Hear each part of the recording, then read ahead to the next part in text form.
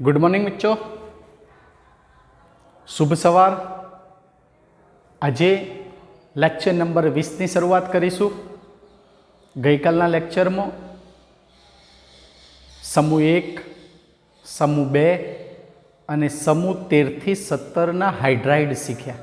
મિત્રો એ જ પ્રમાણે આજે એ જ સમૂહના ઓક્સાઇડની ચર્ચા કરીશું। મિત્રો બોર્ડ પર જોઈ શકો છો તમે કે અહીં મેં જુદા જુદા સમૂહના ઓક્સાઇડ દર્શાવ્યા છે।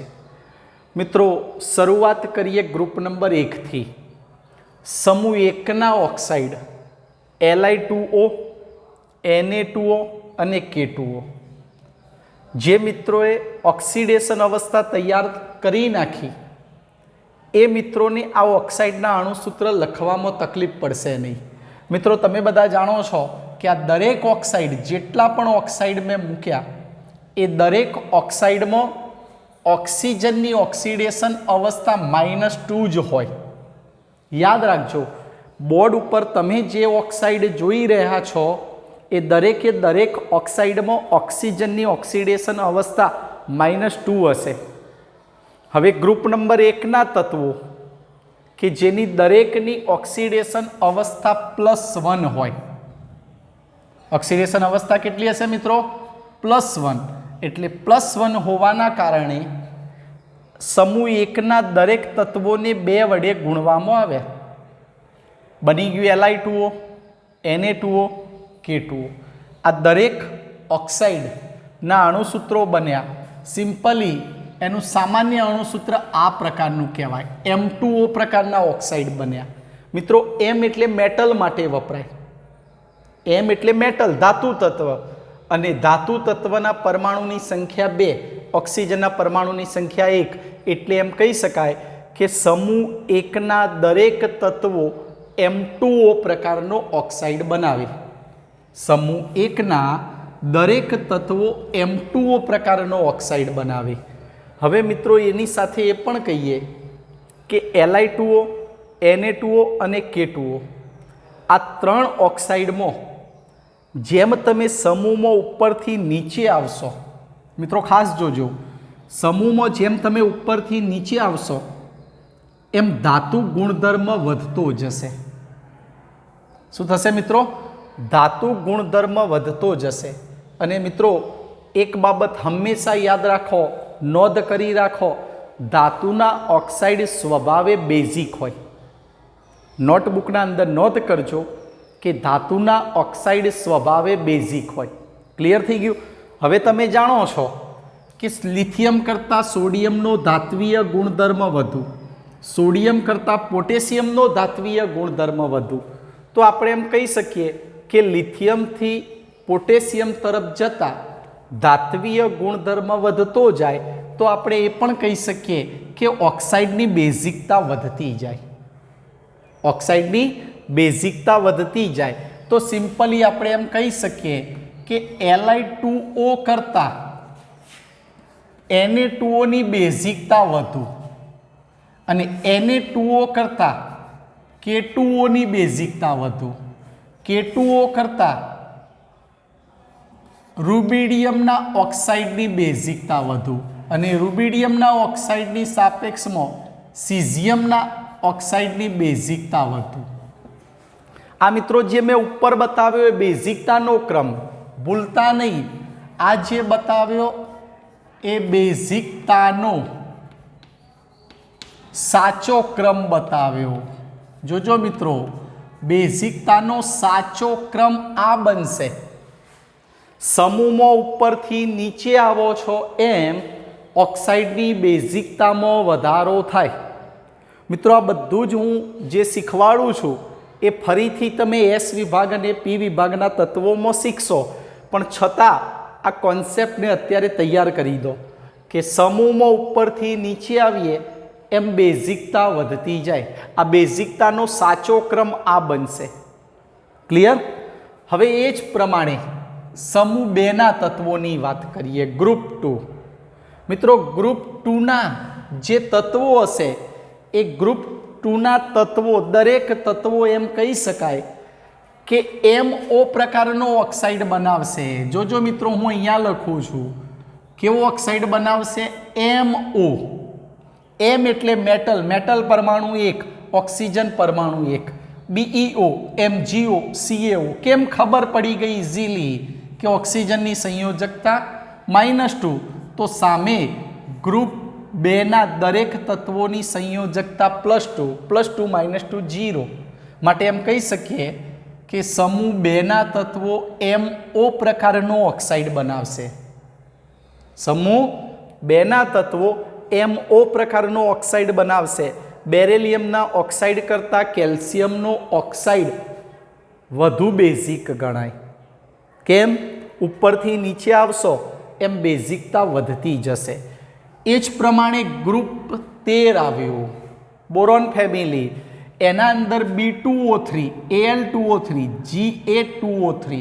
મિત્રો 10મા ધોરણમાં ભણી ગયા છો કે આ બધા ગ્રુપ 13ના દરેક તત્વો M2O3 પ્રકારનો ઓક્સાઇડ બનાવશે. કેવો બનાવશે? M2O3, metal 2, oxygen 3. જોઈ લો દરેકમાં M2O3 પ્રકારનો ઓક્સાઇડ બનાવશે. પણ મિત્રો એની સાથે સાથે બરાબર ધ્યાનથી જોજો, આ ઓક્સાઇડના ઉપર મેં રાઉન્ડ કર્યો. આ ઓક્સાઇડના ઉપર રાઉન્ડ એ માટે કર્યો, નોંધ કરી લેજો, આ ઓક્સાઇડ સ્વભાવે ઉભય ગુણધર્મી હોય. તમને બધાને યાદ હશે, તમે શીખીને આવ્યા છો મિત્રો. આ ઓક્સાઇડ સ્વભાવે ઉભય ગુણધર્મી રહેશે. તમે બધા ભણીને આવ્યા છો મિત્રો, યાદ હશે. પોઈન્ટ નોંધ કરજો. આ ઓક્સાઇડ સ્વભાવે ઉભય ગુણધર્મી. ચલો મિત્રો, સમજણ પડી ગઈ હશે કે આ દરેકે દરેક તત્વો 13મા સમૂહના દરેક તત્વોની ઓક્સિડેશન અવસ્થા +3 હશે. સામે ઓક્સિજનની ઓક્સિડેશન અવસ્થા -2 હશે. 3 દુ 6 થઈ ગઈ. 3 દુ 6 થઈ ગઈ. ક્લિયર? ચલો એ જ પ્રમાણે ગ્રુપ 14માં જઈશું. મિત્રો યાદ હશે કે ગ્રુપ 14ના તત્વોની ઓક્સિડેશન અવસ્થા +4 રહેશે. ઓક્સિજનની ઓક્સિડેશન અવસ્થા -2 રહેશે. અને અહીં આપણે ઇઝીલી કહી શકીશું કે ગ્રુપ 14ના તત્વો MO2 પ્રકારનો ઓક્સાઇડ બનાવશે. મોટું MO2 પ્રકારના ઓક્સાઇડ બનાવશે. જોઈ લો CO2, SiO2, GeO2. હવે ગ્રુપ નંબર 15માં પ્રવેશ કરીશું. 15, 16 અને 17. મિત્રો હંમેશા યાદ રાખો, જ્યારે તમે ગ્રુપ 15, 16 અને 17માં આવશો ત્યારે તમને મેં શીખવાડેલું કે અધાત્વીય ગુણધર્મ વધતો જશે. શું વધતું જશે? અધાત્વીય ગુણધર્મ. અને અધાત્વીય ગુણધર્મ વધે એટલે એક ચિત્ર મગજમાં ક્લિયર કરી દો કે અધાતુના ઓક્સાઇડ સ્વભાવે એસિડિક હોય. યાદ રહેશે વાક્ય? અધાતુના ઓક્સાઇડ સ્વભાવે એસિડિક હોય. મતલબ આ તમે જોઈ રહ્યા છો 15, 16, 17ના અંદર એ બધા ઓક્સાઇડનું નેચર એસિડિક નેચર હશે. એનો સ્વભાવ કેવો હશે? એસિડિક હશે. ધાતુના ઓક્સાઇડ બેઝિક હોય અને અધાતુના ઓક્સાઇડ એસિડિક હોય. ક્લિયર થઈ ગયું હશે મિત્રો? અહીંયા ગ્રુપ નંબર 15 મેં તમને મિત્રો શીખવાડેલું, યાદ કરો આગળના લેક્ચરમાં, કે ગ્રુપ નંબર 15ના અંદર તત્વોની ઓક્સિડેશન અવસ્થા જુદી જુદી હોય. +3, +5, -3 આવી ઓક્સિડેશન અવસ્થાઓ હશે. હવે તમે ઇઝીલી જોઈ શકો છો કે અહીં નાઇટ્રોજનની ઓક્સિડેશન અવસ્થા કેટલી હશે?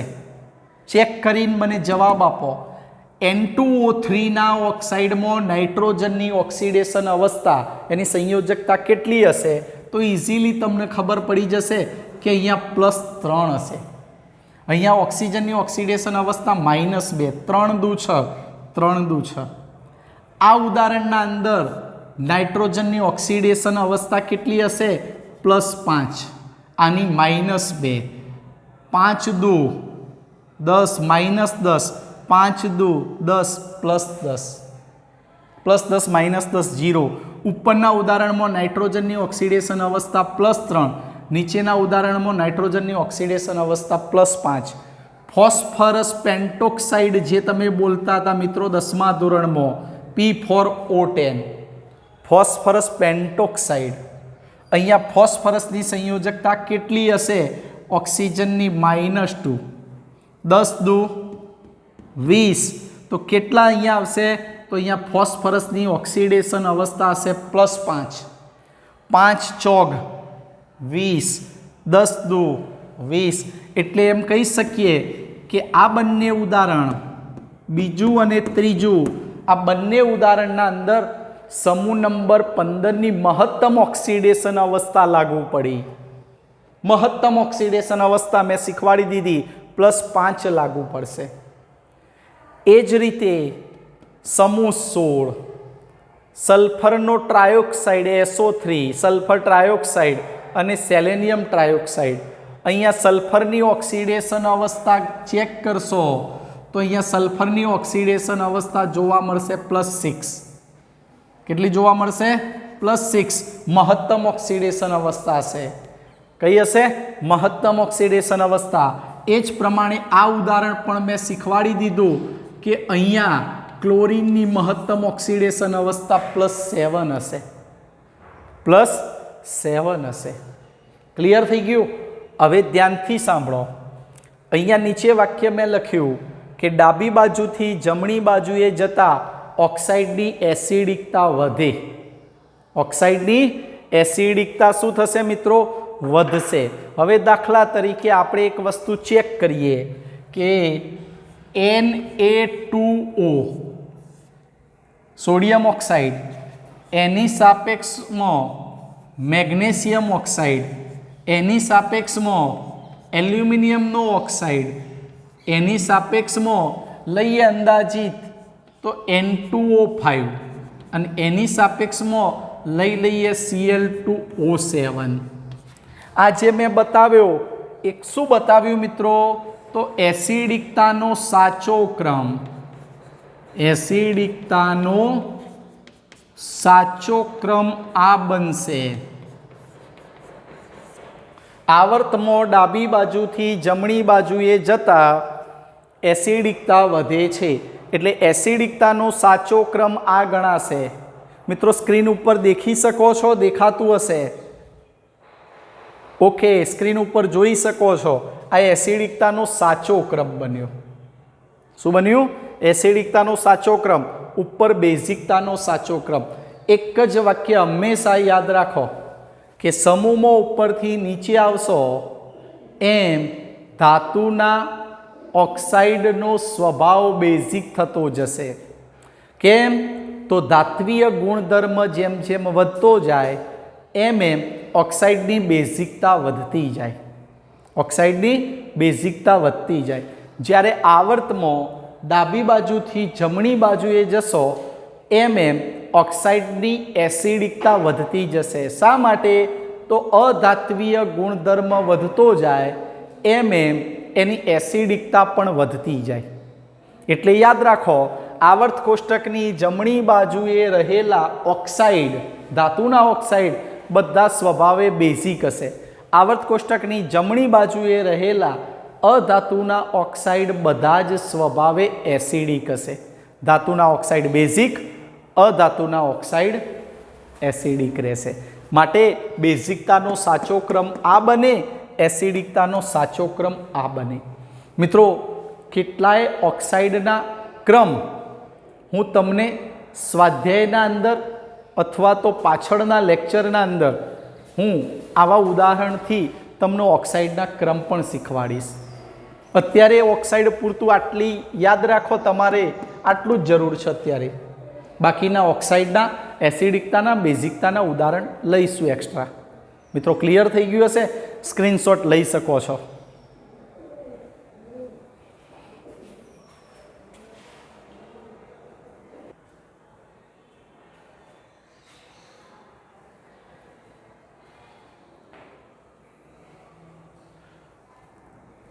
મિત્રો મેં બોર્ડ ઉપર ઉભય ગુણધર્મી ઓક્સાઇડ અને તટસ્થ ઓક્સાઇડના ઉદાહરણ લખેલા છે. મિત્રો Al2O3 કે જેને ઉભય ગુણધર્મી ઓક્સાઇડ તરીકે ઓળખવામાં આવશે, જ્યારે કાર્બન મોનોક્સાઇડ H2O અને N2O તટસ્થ ઓક્સાઇડ તરીકે લેવામાં આવશે.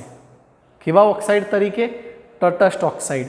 એટલે એમ કહી શકાય કે જ્યારે ઓક્સાઇડનો ક્રમ લખવામાં આવે, ઓક્સાઇડના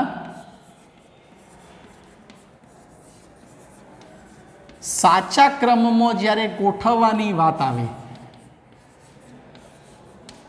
ઓક્સાઇડના સાચા ક્રમમાં ગોઠવવાની વાત આવે, કોના માટે? પણ આવર્ત માટે.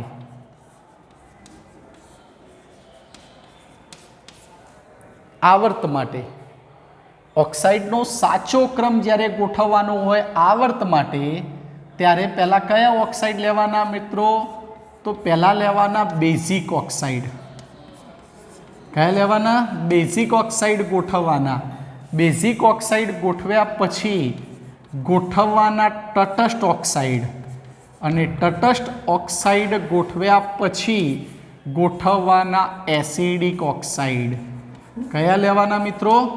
Acidic oxide. આવર્ત માટે ઓક્સાઇડનો સ્વભાવ આ સાચો બનશે. આવર્ત માટે ઓક્સાઇડનો સાચો ક્રમ આ રીતે ગોઠવવો. કોઈ નીટના અંદર પ્રશ્ન આવે ત્યારે કે જીના અંદર બેઝિક ઓક્સાઇડ કરતાં તટસ્થ ઓક્સાઇડની એસિડિકતા વધતી જાય, એના કરતાં સૌથી વધુ એસિડિક ઓક્સાઇડ. આવર્ત માટે આ ક્રમ રહેશે. અને સમૂહ માટે ઉપરથી નીચે આવો એમ બેઝિકતા વધતી જાય. નોંધ કરી દો, સ્ક્રીનશોટ લઈ લો મિત્રો. સ્ક્રીનશોટ લઈ લો અને નોંધ કરી દો.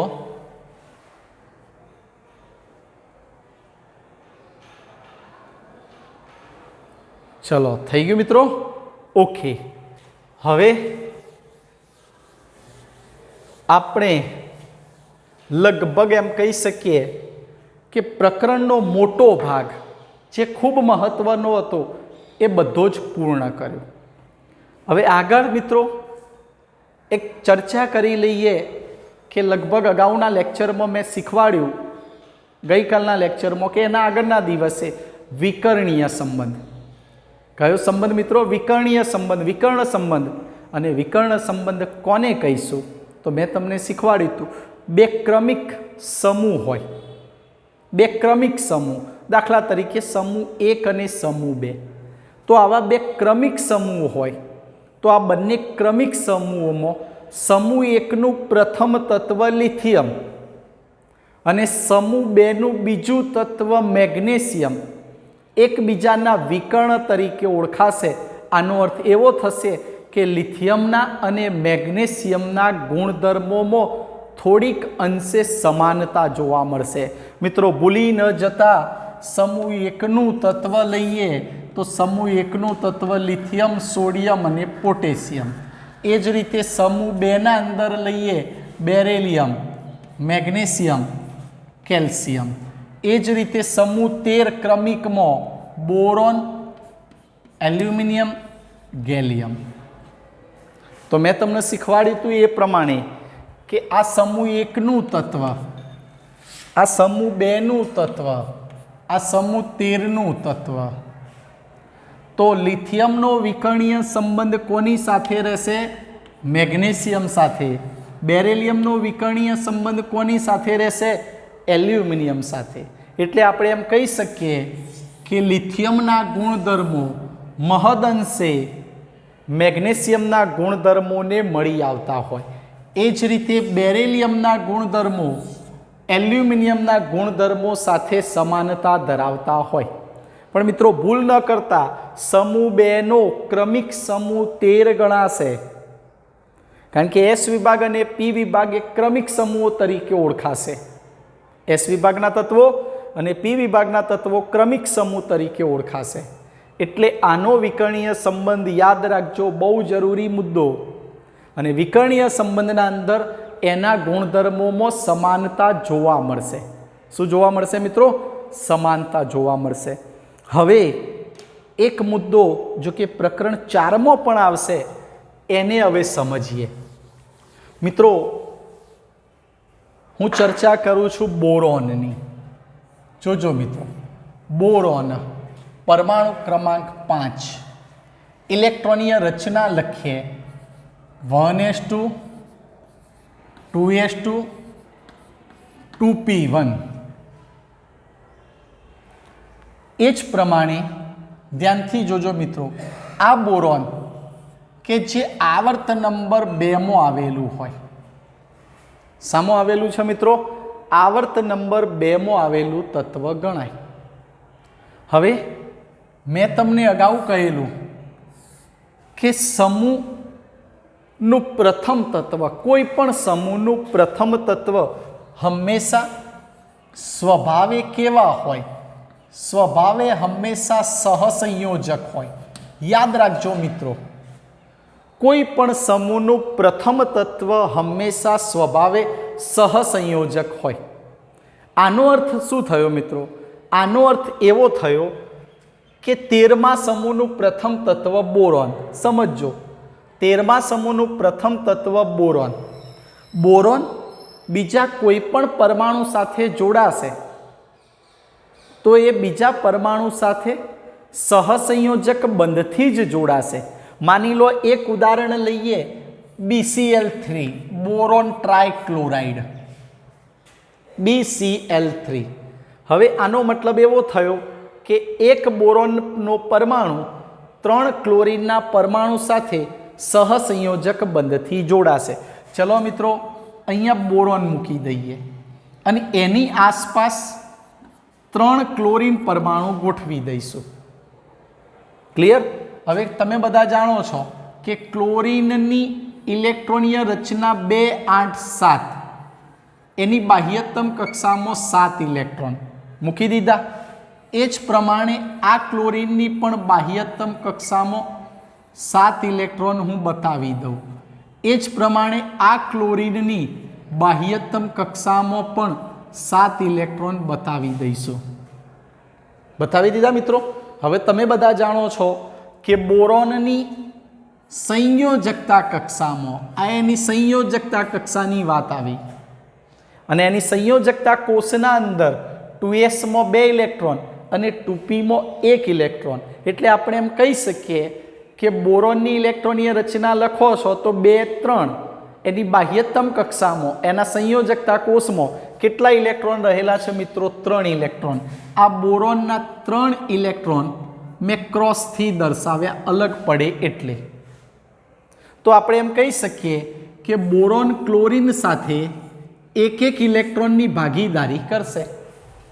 એક બોરોનનો પરમાણુ 3 ક્લોરીનના પરમાણુ સાથે 1 ઇલેક્ટ્રોનની ભાગીદારી કરીને સહસંયોજક બંધથી જોડાઈ જશે અને BCl3 નામનું સંયોજન બનાવશે. ક્લિયર થઈ ગયું મિત્રો? કયું સંયોજન બનાવ્યું? તો આ સંયોજન બન્યું એ સહસંયોજક કહેવાય. કયું કહેવાય મિત્રો?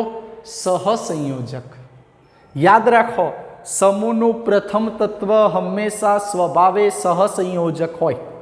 અને મેં તમને અગાઉ શીખવાડ્યું હતું કે બોરોનથી તમે નીચે આવશો એલ્યુમિનિયમ, ગેલિયમ, ઇન્ડિયમ તરફ, એમ આયનીય બંધ બનવાનું વલણ વધતું જશે. મિત્રો આ ભૂલતા નહીં. સમૂહનું પ્રથમ તત્વ કદમાં નાનું હોય, સમૂહનું પ્રથમ તત્વ કદમાં નાનું હોય, એના સંયોજકતા કોષના ઇલેક્ટ્રોનનું કેન્દ્ર તરફ આકર્ષણ વધુ હોય, જેને પરિણામે એ ઇલેક્ટ્રોન ગુમાવવાનું વલણ એનું ઓછું હશે. જેને પરિણામે એ ઇલેક્ટ્રોન ગુમાવવાને બદલે પોતાની સંયોજકતા કક્ષાના ઇલેક્ટ્રોનની ભાગીદારી કરી સહસંયોજક બંધથી જોડાવાનું વલણ ધરાવશે. એટલે સમૂહનું પ્રથમ તત્વ ક્યારે આયનીય બંધ બનાવશે નહીં. યાદ રાખજો મિત્રો, સમૂહનું પ્રથમ તત્વ ક્યારે આયનીય બંધ બનાવશે નહીં. સમૂહનું પ્રથમ તત્વ હંમેશા સહસંયોજક બંધથી જ જોડાશે. કોઈ પણ LiCl લો, ગ્રુપ 1નું લિથિયમ, લિથિયમ ક્લોરીન સાથે જોડાશે તો સહસંયોજક બંધથી જ જોડાશે. લિથિયમ ફ્લોરીન સાથે જોડાશે तो पण सहसंयोजक बंधथी ज जोड़ाशे। पण मानी लो कि गैलियम क्लोरीन साथे जोड़ाय अने GaCl3 बनावे। सांभळजो मित्रों, GaCl3 गैलियम ट्राइक्लोराइड। तो मित्रों आ जे बनशे ने ए संयोजन आयनीय हशे। केवुं संयोजन हशे? आयनीय हशे। आ संयोजन केवुं हशे? सहसंयोजक हशे। केम? तो समूह में उपरथी नीचे जशो एम आयनीय बंध बनवानुं वलण वधतुं जशे। पण याद हमेशा राखो कि कोईपण समूहनुं प्रथम तत्व स्वभावे सहसंयोजक ज होय। कारण एक ज कद नानुं होय एनी विद्युत ऋणता पण वधु होय। कद नानुं होय, विद्युत ऋणता वधु होय, एनो केंद्रीय वीजभार पण वधु गणाय, जेने परिणामे प्रथम सहसंयोजक बाकीना बधा आयनीय बनता जशे।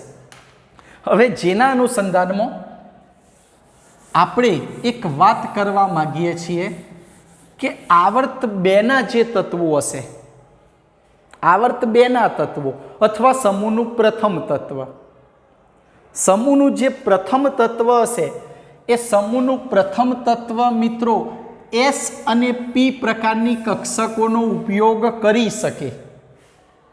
समूहनुं प्रथम तत्व S અને P प्रकारनी कक्षकोनो उपयोग करी सके। क्लियर छे मित्रों? आटली वस्तु। हवे जुओ कि एक संयोजन हूँ बनावुं छुं BF3 बोरोन ट्राइफ्लोराइड।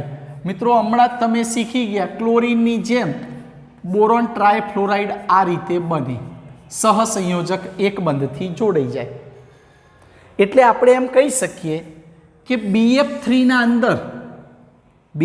ना अंदर बोरोननी संयोजकता केटली गणाशे? मित्रों ध्यानथी सांभळजो, बोरोननी संयोजकता गणाशे +3। BF3 ना अंदर बोरोननी संयोजकता +3 गणाशे। केटली गणाशे? +3 गणाशे। याद रह्युं हशे? जोई लो, स्क्रीनशॉट पण लई शको छो। खास जोजो आ मित्रों। हवे आगळ वात करीए कि अहींया बोरोने बंध केटला बनाव्या, तो खास जोजो 3 बंध बनाव्या। केटला बंध बनाव्या? 3 बंध। जेटला बंध बनाव्या आ उदाहरणना अंदर एटली एनी संयोजकता छे। पण मित्रों एम कही शकाय कि बोरोन चौथो बंध पण बनावी शकशे। ध्यानथी सांभळजो, बोरोन पासे इलेक्ट्रॉन नथी चौथो बंध बनाववाना। केम नथी? तो तमे हमणां ज शीखी गया कि भाई चलो फ्लोरीन, तो फ्लोरीननी संयोजकता कक्षामां 7 इलेक्ट्रॉन। मित्रों फ्लोरीननी इलेक्ट्रॉनीय रचना 2-5 भूली न गया होय तो। हवे तमे जोई शको छो अहीं बोरोन पासे 1 इलेक्ट्रॉन, अहीं 1 इलेक्ट्रॉन, अहीं 1 इलेक्ट्रॉन बोरोनना। क्लियर? बोरोन पासे बंध बनावा माटेना जवाबदार इलेक्ट्रॉन पूरा थई गया। केवा? पूरा थई गया। मित्रों तमने मैं कहेलुं आने शुं बोलाय? जे इलेक्ट्रॉन युग्म बंध बनवामां भाग लीधो होय एवा इलेक्ट्रॉन युग्मने बंधकारक इलेक्ट्रॉन युग्म तरीके ओळखाय। जे इलेक्ट्रॉन युग्म बंध बनवानी प्रक्रियामां भाग लीधो होय एने बंधकारक इलेक्ट्रॉन युग्म तरीके ओळखाय। एटले बंधकारक इलेक्ट्रॉन युग्मो अहींया 3 थशे। केटला थशे? 3। आ रीते 3 थशे। क्लियर छे? एटले एम कही सकीए कि बोरोनने बंध फ्लोरीन साथे बनाव्यो। एक बोरोने 3 फ्लोरीन साथे सहसंयोजक बंध बनाव्यो। हवे बोरोन पासे इलेक्ट्रॉन पूरा थई गया। बोरोन पासे इलेक्ट्रॉन पूरा थई गया। क्लियर? जोई शको छो मित्रों, स्क्रीनशॉट पण लई शको छो। फरीथी याद करावी दऊं, BF3 में बोरोननी संयोजकता +3 गणाशे, भूलता नहीं। क्लियर थई गयुं? हवे जोजो मित्रों, मैं तमने एवुं कह्युं कि समूहनुं प्रथम तत्व S અને P प्रकारनी कक्षकोनो उपयोग करी सके। चलो आ बोरोननी 2S અને आ बोरोननी 2P। हवे 2S ना अंदर इलेक्ट्रॉन केटला मित्रों? आ शीखवा जेवी बाबत चौथा प्रकरणमां पण शीखशो। અને એની 2p કક્ષકની રચના કરીએ, એની 2p કક્ષકમાં 1 ઇલેક્ટ્રોન, રાઈટ? આ બોરોનની સંયોજકતા કોષની રચના કરી। હવે મિત્રો એક સંયોજન BF माइनस BF4 ऊपर मैं कर्यो माइनस टेट्राफ्लोरोबोरेट आयन बोलाय टेट्राफ्लोरोबोरेट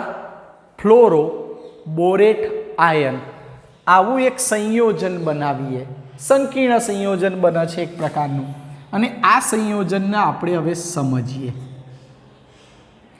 के अहींया एक बोरोन 4 फ्लोरीन परमाणु साथे जोड़ाशे एक बोरोन केटला 4 हवे जोजो मित्रों आ बोरोन एक फ्लोरीन आ बीजो फ्लोरीन आ त्रीजो फ्लोरीन आ चौथो फ्लोरीन ओके जोई शको छो आ फ्लोरीन परमाणुना 7 इलेक्ट्रॉन हूँ मूकी दऊं छुं मित्रों फ्लोरीनना 7 इलेक्ट्रॉन दरेक फ्लोरीन पासे रहेला 7 इलेक्ट्रॉन हूँ मूकी दऊं छुं दरेक फ्लोरीन परमाणु पासे होय चलो क्लियर आ बधा 7 इलेक्ट्रॉन हूँ मूकी दऊं छुं जोजो बराबर ध्यानथी शीखजो आ 7 इलेक्ट्रॉन दरेक में मूकी दईशुं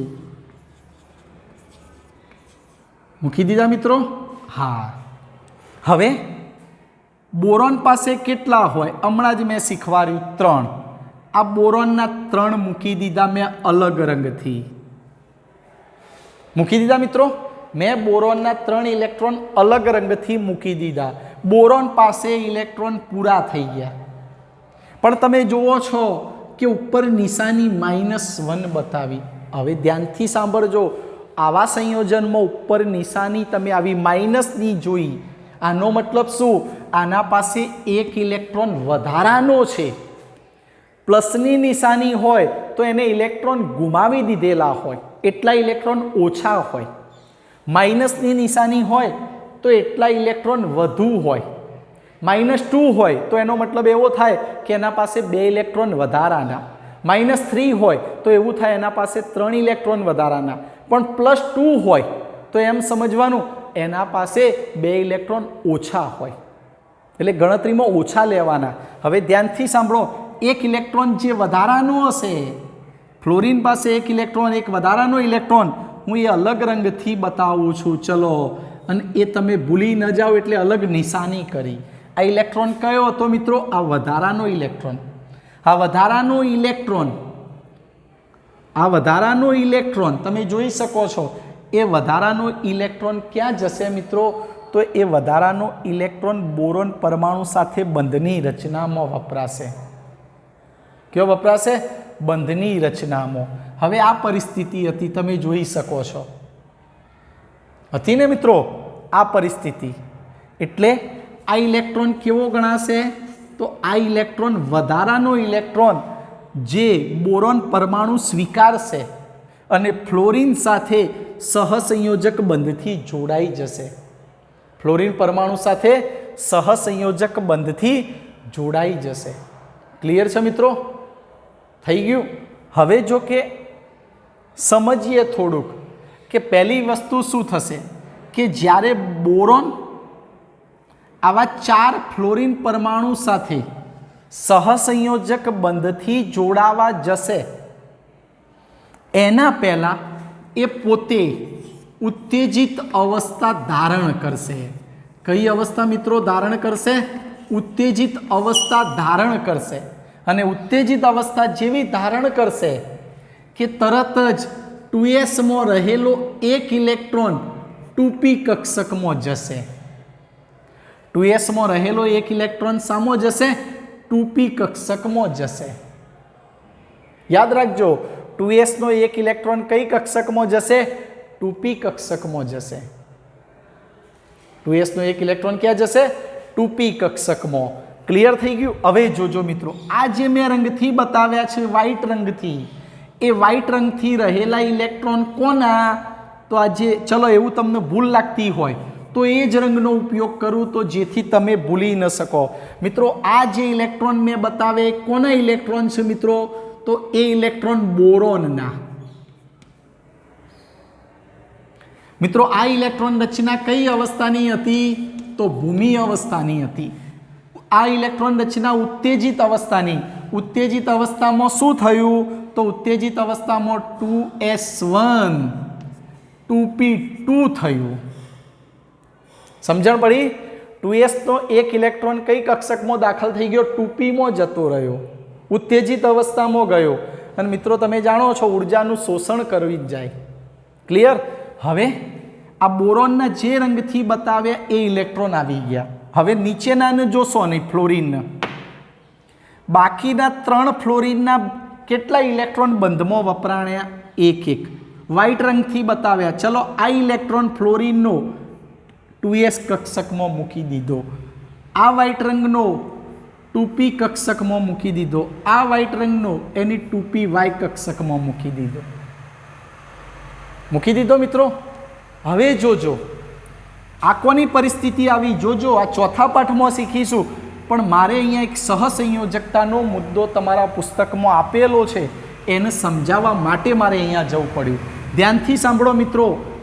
જેના ઉપર હું રાઉન્ડ કરું છું એ રાઉન્ડના કુલ ઇલેક્ટ્રોન કેટલા તમને દેખાય છે મિત્રો? 6 ઇલેક્ટ્રોન. એ 6 ઇલેક્ટ્રોન આ કક્ષકમાં ભરાઈ ગયા. મેં તમને હમણાં એવું વાક્ય વાપર્યું કે સમૂહનું પ્રથમ તત્વ S અને P પ્રકારની કક્ષકોનો ઉપયોગ કરી શકે. હવે તમે જુઓ છો કે ચોથો ફ્લોરિન પરમાણુ જોડાયો અને એ ચોથો ફ્લોરિન પરમાણુ જોડાયો તો એનું ઇલેક્ટ્રોન યુગ્મ, ધ્યાનથી સાંભળજો, આ ઇલેક્ટ્રોન યુગ્મ કેવું કહેવાય? આ ઇલેક્ટ્રોન યુગ્મ કહેવાય, બંધકારક ઇલેક્ટ્રોન યુગ્મ કહેવાય મિત્રો. કેવું કહેવાય? બંધકારક ઇલેક્ટ્રોન યુગ્મ. આ બંધકારક ઇલેક્ટ્રોન યુગ્મનો સ્વીકાર કોને કર્યો? બોરોને કર્યો. સાંભળજો, આ બંધકારક ઇલેક્ટ્રોન યુગ્મનો સ્વીકાર કોને કર્યો? બોરોને કર્યો. હવે સ્વીકાર કરેલો ઇલેક્ટ્રોન યુગ્મ એટલે જોડી, આ ફ્લોરિન પરમાણુનો એક ઇલેક્ટ્રોન અને આ વધારાનો ઇલેક્ટ્રોન, અહીં બની ગયું ઇલેક્ટ્રોન યુગ્મ. આ ઇલેક્ટ્રોન યુગ્મનો સ્વીકાર કોણ કરશે? બોરોન પરમાણુ. પણ બોરોન પરમાણુ શા માટે સ્વીકાર કરશે? એ માટે કે એની 2pz કક્ષક હજુ ખાલી છે. એટલે આ ઇલેક્ટ્રોન યુગ્મ એ કયો લઈ લેશે? તો એ ઇલેક્ટ્રોન યુગ્મ એની 2pz કક્ષકમાં ભરી દેશે.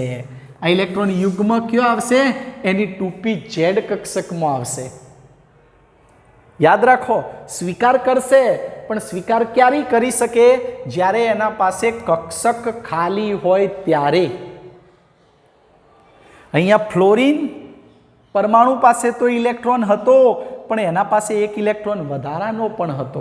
અને આ વધારાનો ઇલેક્ટ્રોન અને ફ્લોરિન આ બંને વડે શું બન્યું? ઇલેક્ટ્રોન યુગ્મ. આ ઇલેક્ટ્રોન યુગ્મ કોને સ્વીકાર કર્યો? બોરોને. અને સ્વીકાર કરેલું ઇલેક્ટ્રોન યુગ્મ કોના અંદર દાખલ થયું? 2pz કક્ષકના અંદર. કારણ કે એની 2pz કક્ષક ખાલી હતી. હવે જુઓ, સમૂહનું જે પ્રથમ તત્વ હતું બોરોન, જે હમણાં હાલ તમે શીખી ગયા કે સમૂહનું પ્રથમ તત્વ બોરોનની ઓક્સિડેશન અવસ્થા +3, એની સંયોજકતા કક્ષામાં ઇલેક્ટ્રોન 3. તો એ બંધ કેટલા બનાવી શકે? 3 જ બંધ બનાવી શકે. અને એ જે 3 બંધ બનાવ્યા હતા, એ 3 બંધ કયા બનાવ્યા હતા?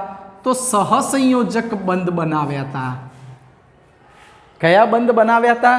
સહસંયોજક બંધ. એટલે BF3 નામનું સંયોજન જે બન્યું હતું એ સંયોજન કેવું કહેવાતું હતું મિત્રો? સહસંયોજક. હવે BF3 ના અંદર એક ફ્લોરિન માઇનસ જોડાયો. BF3 નો અણુ આ જે હતો, નીચેનાને જોશો નહીં તો આ BF3 નો જે અણુ હતો એ અણુ સાથે એક ફ્લોરાઇડ આયન એની સાથે જોડાયો. ઉપર નિશાની માઇનસ, આના પાસે ઇલેક્ટ્રોન વધારાનો, અને આ બંનેનું જોડાણ થઈને બન્યું શું? બન્યું BF4 માઇનસ. ઓરિજિનલ પરિસ્થિતિ બોરોનની પહેલી આવી હતી, જોઈ શકો છો મિત્રો. ઓરિજિનલ પરિસ્થિતિ આવી હતી. આ સહસંયોજક બંધ બન્યા હતા. કેવા બંધ? સહસંયોજક બંધ કોનાથી બને? માત્ર ને માત્ર ભાગીદારીથી રચાય. સંયોજકતા કક્ષાના ઇલેક્ટ્રોનની ભાગીદારીથી રચાય. યાદ રાખો, BF3 ના અંદર જોજો, બોરોનની સંયોજકતા કેટલી ગણાશે? તો બોરોનની સંયોજકતા +3, ભૂલતા નહીં મિત્રો, એની સંયોજકતા +3 હશે. પણ જ્યારે એવી વાત આવશે કે ચોથો ફ્લોરિન જોડાયો, ચોથો ફ્લોરિનનો પરમાણુ જોડાયો, તો આ પરમાણુ ઇલેક્ટ્રોન યુગ્મનું દાન કરશે. ઇલેક્ટ્રોન યુગ્મ, આ ઇલેક્ટ્રોન યુગ્મ એનું દાન કરશે. અને ઇલેક્ટ્રોન યુગ્મ મિત્રો ક્યાંક 10મામાં શીખીને આવ્યા છો, આ ઇલેક્ટ્રોન યુગ્મનું દાન કર્યું. આ જે તીર માર્યું છે ને મિત્રો, એ તીરને સમજો, ચોથા પ્રકરણમાં વધુ વિગતવાર સમજાવીશ. પણ આ જે બતાવ્યું છે નિશાન તીર, એ તીર નિશાનનો મતલબ એવો થાય કે ફ્લોરિન પરમાણુએ પોતાના ઇલેક્ટ્રોન યુગ્મનું બોરોન પરમાણુને દાન કર્યું, અને એને પરિણામે જે આ બંધ રચાયો, એ બંધનું નામ છે મિત્રો સવર્ગ સહસંયોજક બંધ. કયો બંધ? નવો બંધ શીખો છો, કોઓર્ડિનેશન બોન્ડ કહેવાય અંગ્રેજીમાં, સવર્ગ સહસંયોજક બંધ. આ બાકીના જે તમે નિશાન વ્હાઇટ રંગથી જોવો છો, એ બધા સહસંયોજક બંધ હતા. કયા બંધ હતા? સહસંયોજક બંધ. પણ જે અલગ રંગથી મેં બતાવ્યો, એ બંધનું નામ છે મિત્રો સવર્ગ સહસંયોજક બંધ. કોઓર્ડિનેશન બોન્ડ કહેવાય, કોઓર્ડિનેશન બોન્ડ. અને કોઓર્ડિનેશન બોન્ડ એટલે કે સવર્ગ સહસંયોજક બંધ ક્યારે બને? જ્યારે ઇલેક્ટ્રોન યુગ્મનું દાન કરીને બને ત્યારે. ઇલેક્ટ્રોન યુગ્મનું દાન કરીને બને ત્યારે. અને સવર્ગ સહસંયોજક બંધ બન્યો ત્યારે આખા ઉદાહરણના અંદર એમ કહી શકાય, જોજો હવે શીખજો, આખા ઉદાહરણના અંદર બોરોનની સહસંયોજકતા, સંયોજકતાની જગ્યાએ શબ્દ આવ્યો સહસંયોજકતા. તો સહસંયોજકતા 1, 2, 3 અને કેટલી ગણાશે? 4 ગણાશે. 4 જ લખો, સહસંયોજકતા 4. ભૂલ ન કરતા, બોરોનની સહસંયોજકતા ન દેખાય તો અહીંયા કેટલી ગણાશે? 4 ગણાશે. જ્યારે એની સંયોજકતા કેટલી ગણાશે? +3. પણ યાદ રાખો, સવર્ગ સહસંયોજક બંધ ક્યારે બને?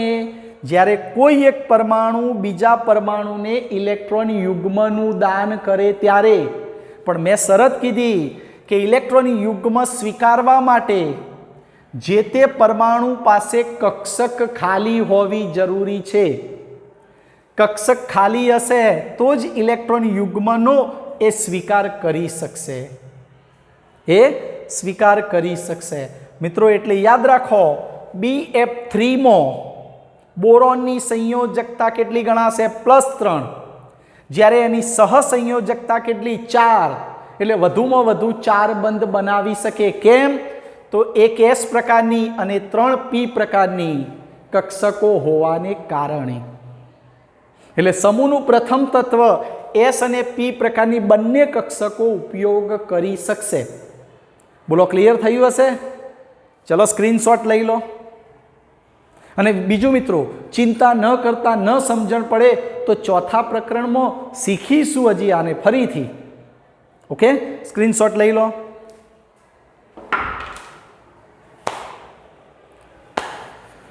મિત્રો સ્ક્રીનશોટ લેવાઈ ગયો હશે, પણ સમય જોતા લેક્ચર 44 મિનિટનું થઈ ગયું.